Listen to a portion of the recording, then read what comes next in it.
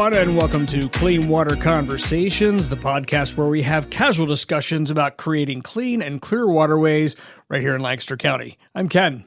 Hi, everybody. It's Allison. Allison, we have reached the end of both 2025 and Season 4 of this podcast. How is that possible? But it is definitely worth celebrating. I hope they're not cheering the end of the end of the season. They're celebrating with us. Yes, well, and 2025 had a lot of ups and downs. Mm-hmm. When you think back on 2025, what will you remember with fondness? Amidst the starts and stops and ups and downs, yes, there's a lot to be grateful for, and there is a lot to remember with joy. Yeah. And I recently heard a quote, and this may be previewing what's coming up, that joyfulness is a key part of this work, and gratitude. So things that I am fond of in 2025, I think our solid team that we have here at the Backbone, mm-hmm. plus the adoption of a revised common agenda. And I know I've said this on multiple podcasts, but it's such a key part of what we get to do as the Backbone organization. Mm-hmm. So I really am grateful that the entire network committed to it and made it useful for them. So that's one of the things that I remember. But Ken, I can't pass this opportunity and not say my time with Ken is part of my fondness of 25. And she said it with just a little bit of an eye roll there. No, but seriously, this podcast is pretty awesome. And getting to the end of 4 whole seasons, if I'm remembering your stats correctly, we have made it past the average age of a podcast. We have, yeah. Yeah, we have. Yep. So we are motoring on into 2026. We'll be starting season 5. I believe the first one that we'll do is in the beginning of February. Okay. So, yeah, something cool to look forward to. Yes, more to come. Yep. How about you, Ken, looking at 25? Well, besides the podcast, of course, and all the fun with the storytelling. I'm going to look back at 2025 and think about our new house that we just got. Yeah. And my first time sitting in that enclosed porch, my favorite room in the entire house, the light breeze going, and it was all nice and warm, and it was just a lovely, lovely experience and continues to be. So wonderful. Yeah. So, that's a win. Mm-hmm. Oh, terrible segue. Should be ashamed of myself. Yes. There is that. What's your recent win? One of my recent wins is that we had a few people from the EPA, the Environmental Protection Agency, came to visit in a good way. It was the kind of visit that we like to have from EPA because they wanted to come see all the good work happening in Lancaster. So shout out to the city of Lancaster and a couple of our project leads that we got to spend the morning driving around, walking around, showcasing the green infrastructure and project examples of what collaboration looks like here in Lancaster. So, yeah, great. Yeah. Ken, your world is always full of wins. Yes, it is. What's going on? My biggest one right now is that the Conestoga River is in the running for River of the Year. Yeah. So Made it through the nomination. We're in that voting period now, which goes, I believe, until the 16th. Of January. Mm-hmm. So you still have a little bit of time. If you haven't voted, there is a banner on the top of our website. It's the first thing that pops up when you open up our website. LancasterCleanWaterPartners.com. Thank you. Click the link there, go over and vote for the Conestoga River to be the River of the Year.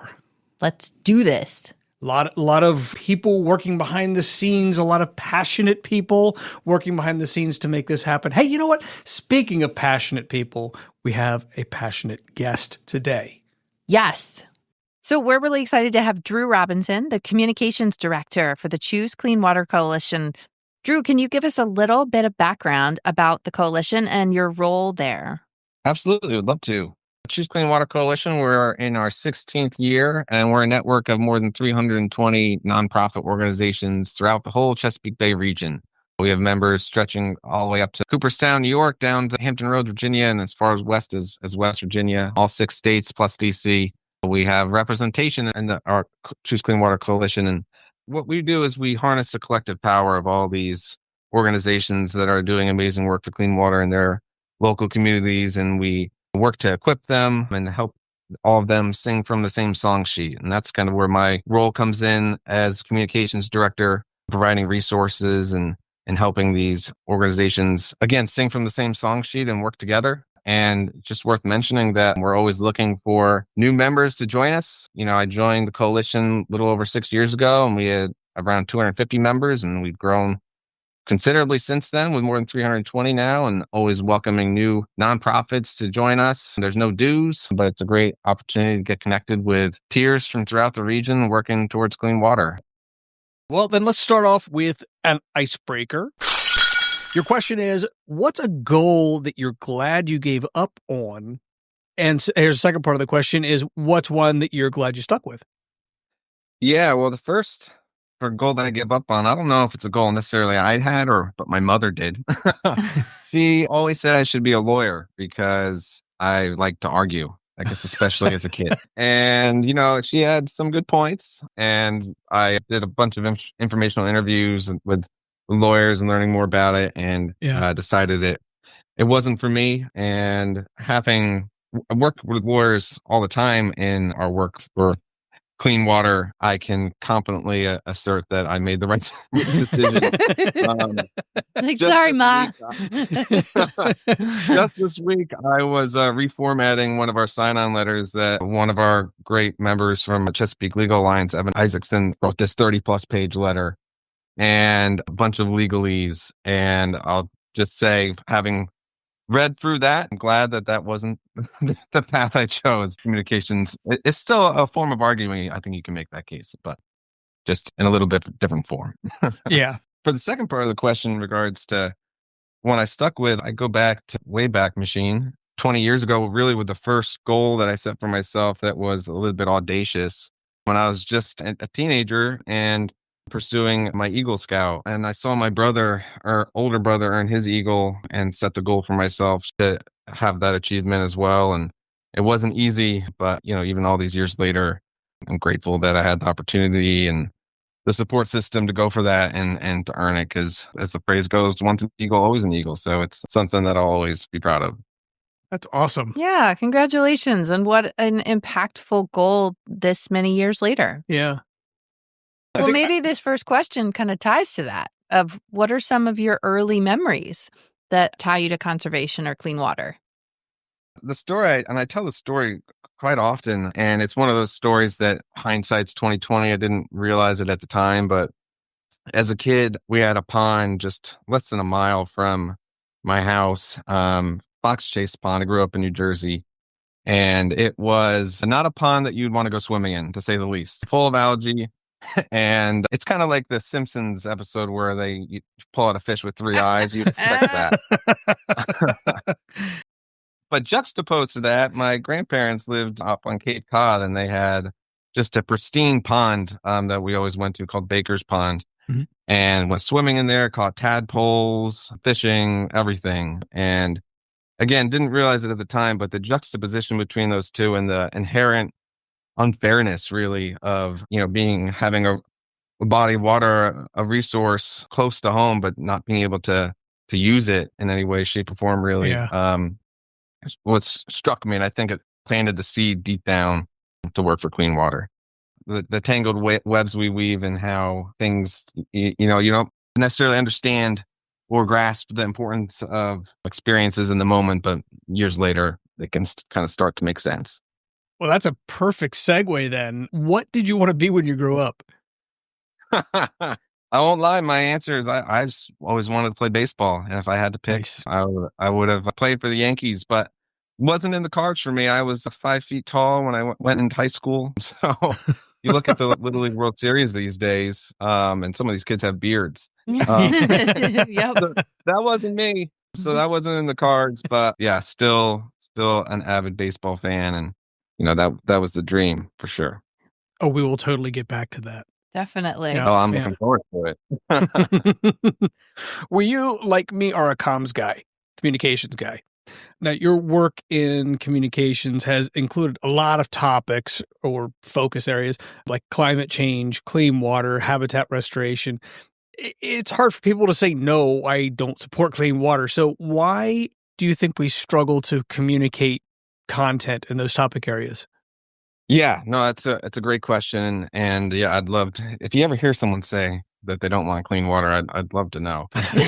I've never heard it, but I think really what it really boils down to is that there's no silver bullet.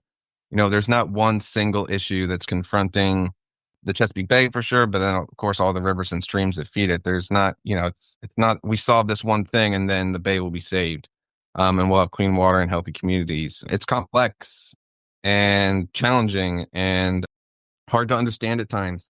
So I guess if I'm looking for a silver lining, I'm glad for that because part of the reason why I have a job.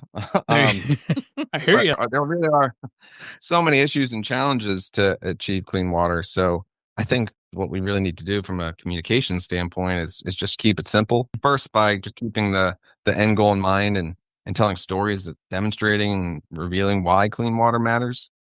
But beyond that, to use language people will understand. So when you're having those conversations on technical topics, I know you all are advocates for not using acronyms, so that's a good start. But so certainly, there's even simple words that we use all the time in our work that are perplexing to some. So a great example is watershed. Mm-hmm. A lot of people think that is literally like a green shed or a water tower. That totally happened to me, Drew. I was doing a reference check for somebody, and I said that they were part of this watershed effort, and she said, "What are you talking about? You mean the thing in my backyard?" I was like, "Oh, I'm sorry." Yeah, you're exactly right. Where you keep the pool supplies, right? That's a good one too, Ken. Yeah. Mm-hmm. But that really just demonstrates and opens eyes into us needing to use language that people understand, and then to connect the dots for how all these things are connected and how they work together, and then, but of course, always going back to why it matters, because that's not to be overlooked or underappreciated. Drew, I have kind of a follow-up question on that. When you say you have to use the language of your audience, how do you, I'll say, train yourself or become aware enough about every single audience? Like you said, there's so many different people that we're aiming to include in this. And when we have to prepare for a board meeting or for a press release or for all those different places, how do you as a communications expert prepare best?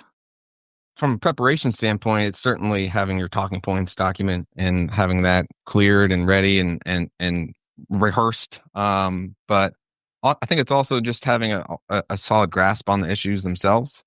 And that certainly takes time given the complexity of this work. But I think when you have those talking points to really guide you, and I don't know, even just saying that, like kind of like how the sausage is made, it might feel like it's forced or inauthentic, but alternatively, in reality, it's more of just how important it is to get the main message across. I heard a metaphor recently that messages are like bowling balls that you can only give your audience one, maybe two. And if you try to give a third, then they'll drop them all and then nothing will stick. And so sticking to those main messages, messages being one or two is really critical to get the main point across. That's from the conference we were at, isn't it? Yeah, Cause Camp. Remember that? Was. I was like, I know, I've heard this bowling ball. Yeah, she was quoting Donald Miller, who's one of my favorite authors. So at least two of us were paying attention. That's good. Yep. And I had heard that years ago, but it resonated in a different way when I heard it recently at Cause Camp. So yeah, so far it's sticking. Yeah. One of the things I heard at Cause Camp that has stuck is if you confuse, you lose. Ooh, yep, that's a good one. Yep. Yeah, trying to figure out. That's more of a reason why it's important to have your main messages front and center in your mind. So, talking to reporters or even just volunteers, advocates, community members to make sure you get the main points across. And a word they kept using at Cause Camp was storytelling. It's like kind of the current buzzword. How do you approach the need for authentic storytelling for the network of the Choose Clean Water Coalition? I think storytelling has become somewhat of a buzzword, but I don't say that in a bad way. Yeah, because it's long overdue, in my opinion. It's overdue for this to be a trend, and I hope it's not a trend. I hope it sticks around for the foreseeable future. I hear you. But the bottom line really is that facts inform, but it's stories that are what really inspire people. And I'm not downplaying or diminishing the importance of having solid science to back up our work, and stats and data. All of that is really important. But if we don't tell it in a narrative form, in a way that organizes those facts, they're just going to be in one ear and out the other. And the other thing that good stories do is they center people. And that's something that historically, in my opinion, and I don't think I'm alone in this, environmentalists have sometimes forgotten to do that, struggled to do that, just talking about the resource itself. And I'm of the belief that the resource itself, our waterways, do have intrinsic value, but it's so important to make that next step into how this impacts people and communities. And a couple stats that I picked up when I was actually at another conference just a few days after Cause Camp from Nancy Merrill, and her presentation at the Watershed Forum was stories. There's been studies on this. I think it was a Stanford study demonstrated that telling a story makes facts 22 times more memorable. And when it comes to fundraising appeals, they result in a 20% increase in donations. So, and there are reams of more evidence and and studies and data demonstrating the impact that stories have in our communications. So, yes, it's a buzzword, but we need to keep doing it and get better at it too. And we've mentioned Cause Camp quite a few times. I'm gonna put a link to Cause Camp in the show notes. Perfect. So, then you can do a little research and find out for yourself, and maybe attend the next one. Yeah. Yep. Thanks for sharing that data, Drew. I had not heard about those studies, and I love to see that type of, like, that's the science information where I get excited to be like, oh, okay, this is showing the impact and ripple effects of these kinds of techniques. So very cool. Thank you.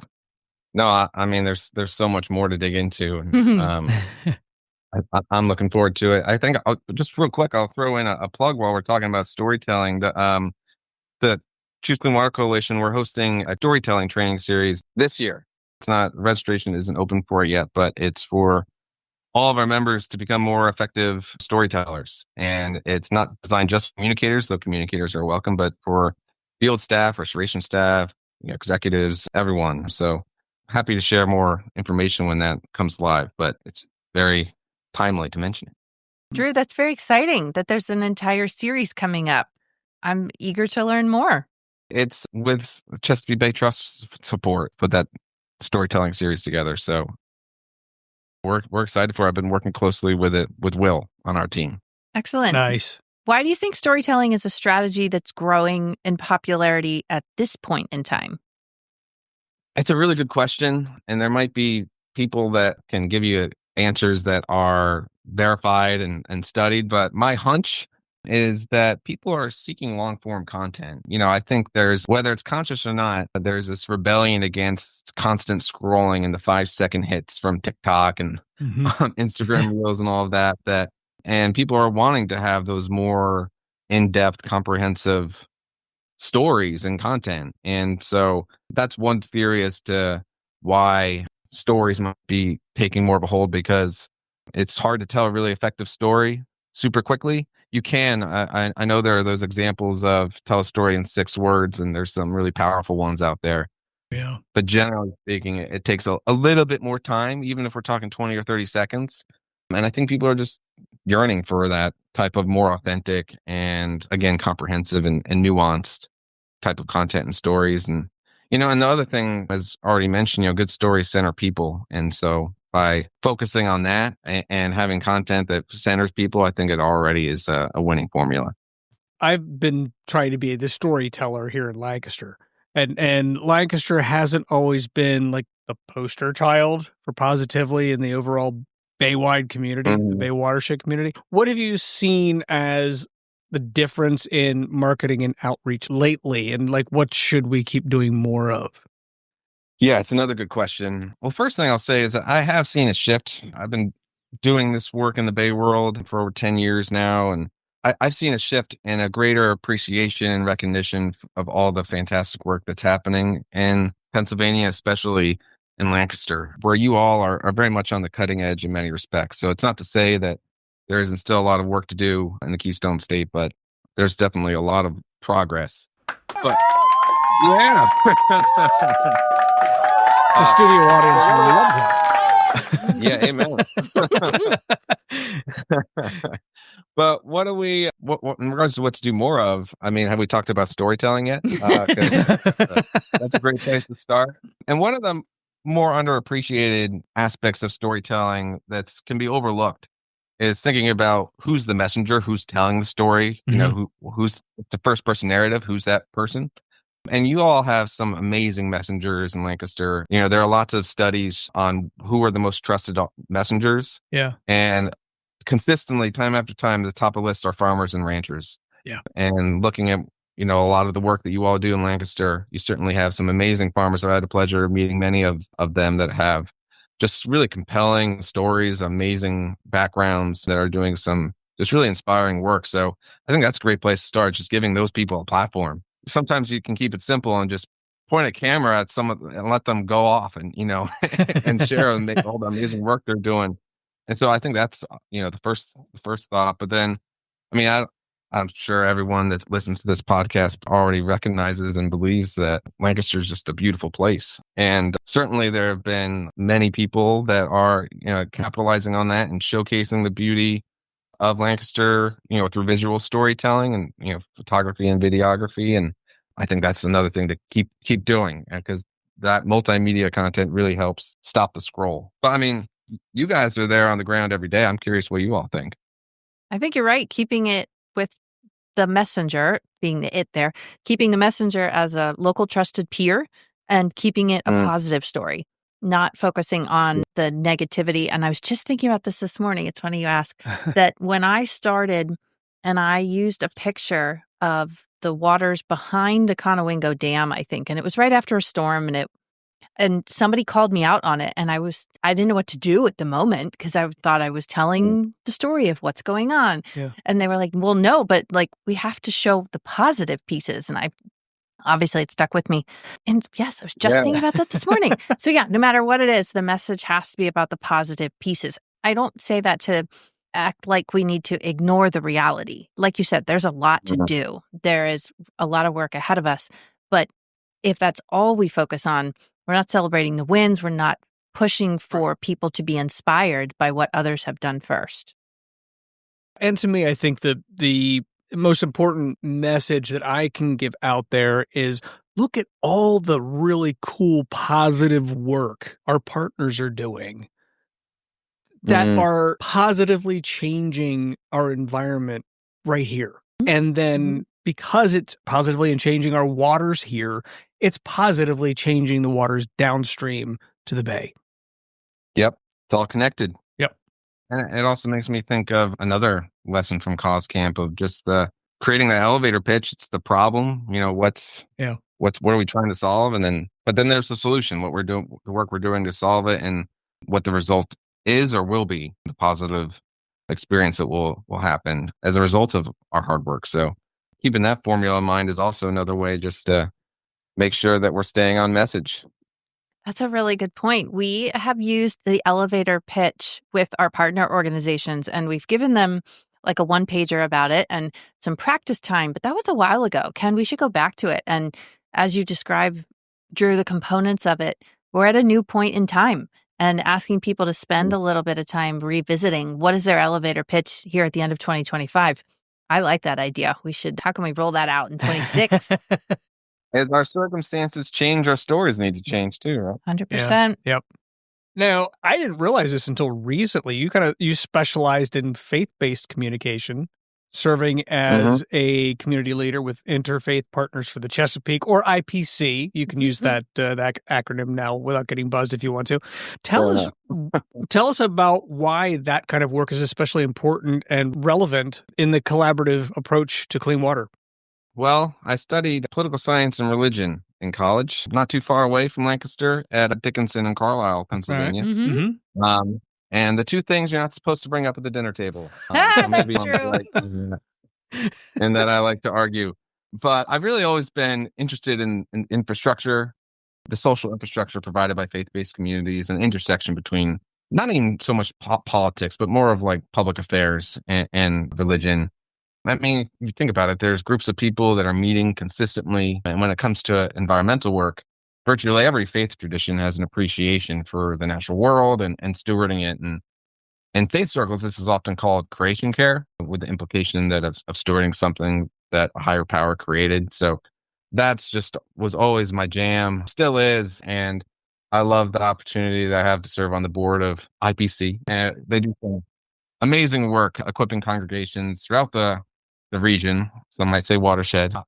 And, in particular, they do some amazing work in Lancaster. So it's really just a great opportunity to capitalize on, these communities that are gathering. And when it comes to communications with those audience, it's really just about speaking their language, because faith-based communities have different language. And of course, that depends on what faith tradition you're trying to reach. But coming from, for example, coming from an evangelical tradition, and as a person of faith, if I'm trying to talk to a friend and trying to get them on board with our work for clean water, or just explaining it, I bring up scripture, because that's everything. Sola scriptura.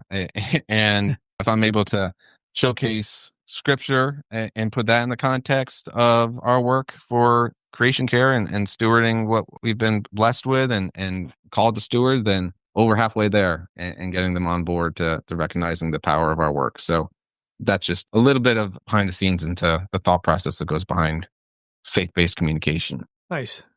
That's awesome.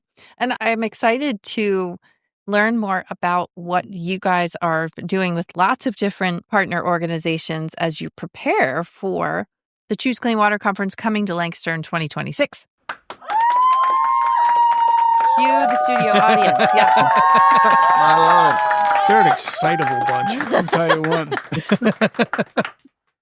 Yeah, the conference is going to be at the Lancaster Marriott on May 18th to the 20th. And it brings people together from all kinds of groups, nonprofits, governments, businesses, everybody talking about clean water. So what messages are you hoping to get out there this year?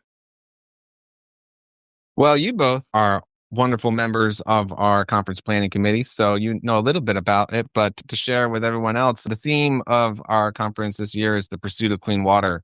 And I'm going to try to say the word here. Ken, I think you're the one that taught me this word. The bisesquicentennial. That's the one, yeah. With the 250th anniversary, America coming next year, it's reference to the famous line from the Declaration of Independence of the pursuit of life, liberty, and the pursuit of happiness being an unalienable right. And so it's no secret that the past year has presented many challenges for our clean water community, but we're hoping that this conference will unite us and motivate our community to keep pursuing clean water, pursuing it at all costs, despite the obstacles. But beyond the theme, though, each conference really does take on a life of its own. So last year we were in Harrisonburg, Virginia, and the conference met when many orgs were still in the throes of the funding freeze. And the coalition director, Kristen Riley, shared this message in her opening remarks of joy as an act of resilience and finding those opportunities to celebrate and to find joy in our work. And it really took on a life of its own and was incorporated throughout the conference and has continued beyond the conference as well. So I can't wait to see what will take hold this May in Lancaster. Is obviously so much amazing work and people in that area to highlight and showcase and celebrate. So I can't wait and excited to keep working with you all and to pull together another great conference. And I will put a link to the conference page in our notes as well. Awesome. Now, what messaging do you think is the most important with regards to clean water in both the Chesapeake and in Lancaster County in 2026? It may be what you're planning to cover at the conference and showcase. Yeah. I'm curious as we start the year, what's top of mind for you? Well, I mean, clean water is essential no matter what the calendar says. And I think I'm not one to make bold predictions, but I think it's safe to assume that hundreds of years from now, our children's children will want and need clean water in their communities. And our work really has a legacy component to it. But that said, we are confronting real threats right now that will impact our work for clean water for decades to come. And one example that is taking on more and more, I don't want to say importance, but more of our time and resources and energy is data centers. And, Northern Virginia is the epicenter of the world. The largest concentration of data centers in the world are in Northern Virginia, but they're not staying there. They're spreading throughout the whole region, including Pennsylvania. So we really need to push for thoughtful considerations for long-term impacts of data centers and really any development, and thinking through, again, not even thinking in the context of months or years, but decades, because some of the decisions that are happening now and that will continue over 2026 for sure will have long-term ripple effects and impact. But I mean, again, you guys are the experts in Lancaster County. What do you all think is really on the cutting edge and what we need to have an eye on this year in 2026? Well, just because you mentioned data center, I will give a shout out to the city of Lancaster for the way that they have been working with the company coming to Lancaster with a data center. And I won't go into all the details, but there is a communications need to better educate the public about what they will be. However, we do know that it is a reuse of an existing building. So it is not taking land, and it also will not use more water than a regular office building. So it is a big win for the city of Lancaster, and I'm really grateful for their leadership. Yeah, and I mean, we're not, I think something that the environmental community can often gain the reputation of being like a party of no, like always just saying no. No matter what it is, no, no, no, no, no. And I think we have to learn how to be the party of yes, but. And so in that context, with data centers, not recognizing that they are important, that, there is a need, especially with how rapidly AI is growing. There is a growing need for data centers. And we're not trying to bury our heads in the sand and try to just forget about it. But the key is trying to get to the pieces that are important for our work and the long-term impacts on our natural world, which of course means the impacts on our local communities and people. So that's encouraging that there are groups out there that are looking at data centers in a very thoughtful and holistic way.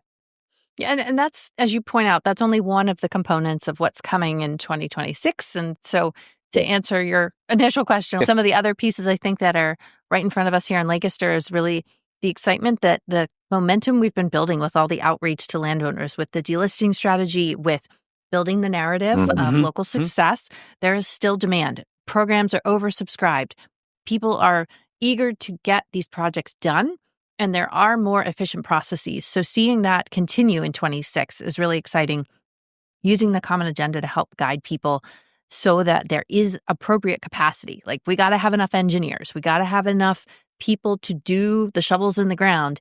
And we have been able to grow that. So in 26, I'm excited to keep seeing that and be able to tell the story so that it continues way beyond.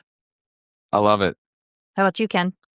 I think for me, just the messaging, continues to be, there's great work being done. As we approached the end of 2025 and the end of the Bay Agreement, it started to be a lot of concern that, we're not going to meet these goals. We're not going to meet these goals. What we did was to push, we're not going to meet these goals, but we're still moving forward. We're thinking beyond 2025. We're looking for clean and clear water by 2040.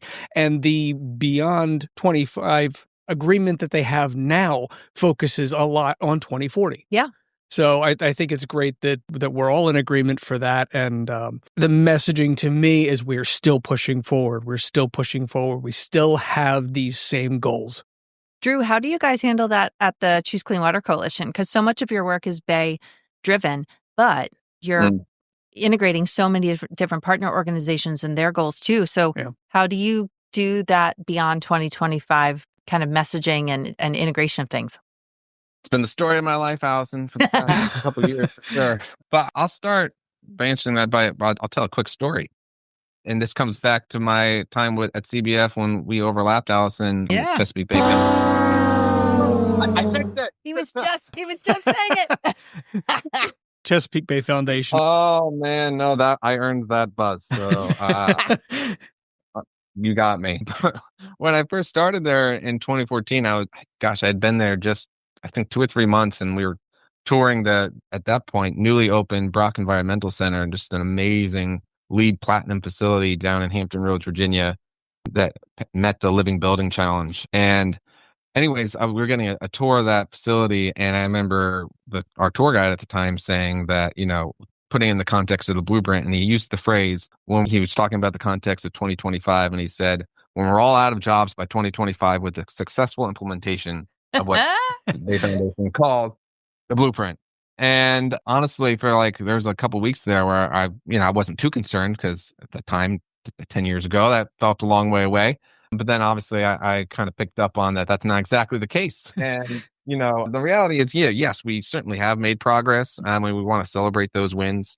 Of the 2014 Chesapeake Bay Agreement, we met 18 out of the 31 goals. So not enough. Certainly, there's still a lot of work to do, but there is progress that we can celebrate. And not to sound like a philosopher or a sage by any means, but progress isn't a straight line. And we've certainly seen that over the past 10 years where the overall trajectory is up, but it hasn't been a straight line. And our coalition and so many of our member organizations have worked really, really hard on this revised Bay Agreement that was just approved in December by the Chesapeake Executive Council, and working for bold and ambitious goals within that agreement to really spur on innovation and drive us to reach even higher. But while the final product isn't perfect by any means, the overall agreement is better due to our advocacy. And many of the goals, in our opinion, are too low, and we're going to meet those before the new 2040 deadline, in which case we're going to be ready to push for new goals that pushes the envelope even further, because there's no time to rest on our laurels here when we're dealing with an issue that of such importance to so many people, to everybody.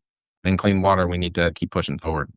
I think those are wise words. I'll call you Sage for today. Oh, thank you.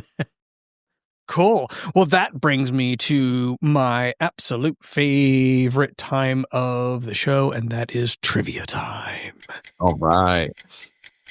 Now, you noted that your interests outside of clean water include the Yankees and World War II history. So I put together this round of trivia called The Yanks Are Coming. That the Yanks are coming, the Yanks are coming. I like it. I am going to give you a name. You tell me if that person was associated with World War II or the New York Yankees. Ooh, good one. So we will start with an easy one. How about Derek Jeter? Let me think. I'd have to go with the Yankees on that one. No, I'm sorry. Colonel Derek Jeter actually led the first infantry. No, I'm just kidding. Yes, obviously you're correct. Winston Churchill. Churchill, one of our esteemed World War II leaders. Fight him on the beaches, we'll fight him in the streets. There you go. Also a heck of a catcher, I understand. So that's... You got the frame for it. Clement Attlee. Ooh, World War II. You got it. Do you remember who he was? He's British, wasn't he? Yes, he was the deputy prime minister under Churchill. So very good. Yeah, very good. He's not kidding when he says he knows his World War II history. I love it. That was a deep pull. Akira Suzuki. Did you mean to say Ichiro? I guess Ichiro, yes. Ichiro played for the Yankees. He's more known for his time with the Mariners, but yeah, he was a great Yankee. That is exactly right. Yeah, he was over a decade with the Seattle Mariners. Very nice. Mitsudo. I'm going to mispronounce this one too. Mitsudo Fakita. Ooh, that sounds World War II. That is World War II. He actually coordinated the bombers and fighters on the attack on Pearl Harbor. Jim Coates. Jim Coates. I'm pretty sure that was a Yankee pitcher. He was indeed a pitcher from 1959 to 1962. I am so impressed. Wow. That's a deep pull. Don't challenge this guy. How about Andrew McCutcheon? Andrew McCutcheon's on the Pirates. I guess he was on the Yankees for a short stint, but yeah, he's back on the Pirates. Yep. You got it. He was an outfielder, and he played for the Yankees in 2018, the one season. That's right. Yeah. Yeah, he's a great player. Edward Ford. It's a pretty generic name. I'm gonna go World War II for that one. Oh, Edward Ford, better known as Whitey Ford, for his light blonde hair. He's a pitcher. See, I get a little tricky. I got to get a little tricky from time to time. Yeah, he's the best pitcher in the 50s. It's going to bother me. I can't remember his first name. That's a trick question, I will say. I wouldn't say trick. It's a little tricky. Well, I'll redeem you on this one. How about Richard Winters? Dick Winters, World War II. You got it. Yep. And Alexander Emmanuel Rodriguez. A-Rod. That's A-Rod. You're absolutely right. And Joe DiMaggio. Joltin' Joe DiMaggio, 56-game hitting streak. Yeah, one of the best Yanks ever. Speaking of a trick question, it's both. That is fair. He was a center fielder from 36 to 42. He enlisted in the United States Army Air Force, which is what it was called at the time, in 1943, and was discharged in 46. He came back for the 46 to 51 season. So there you go. You're right. There's several Yankees that you could have used for that. Yogi Berra is another big one. That comes in. He was actually one of the guys that brought guys to the beach on D-Day. Yeah. Wow. So, Ken, I feel like you have to change the sound. He got it right. It was both. Something like that. Give this man credit. Holy cow. I mean, obviously, he's known more for his time with the Yankees. But, yes. He did serve, so give him credit for that. There you go. There you go. You just killed it. Wow. Well, that is our trivia. And that is our show. We will be back in about a month or so. Yeah, thank you all for a wonderful season and a wonderful 2025. Enjoy your start to 2026. See you soon. Clean Water Conversations is brought to you by Lancaster Clean Water Partners and by our contributing sponsor, Native Nook Nursery and Nature Shop, your local source for plants, trees, and everything you need to create a beautiful, thriving backyard habitat. For more information, go to nativenooknursery.com. If you have comments or suggestions for show topics or are interested in becoming a sponsor, please contact us at info@lancastercleanwaterpartners.com. Thank you for listening.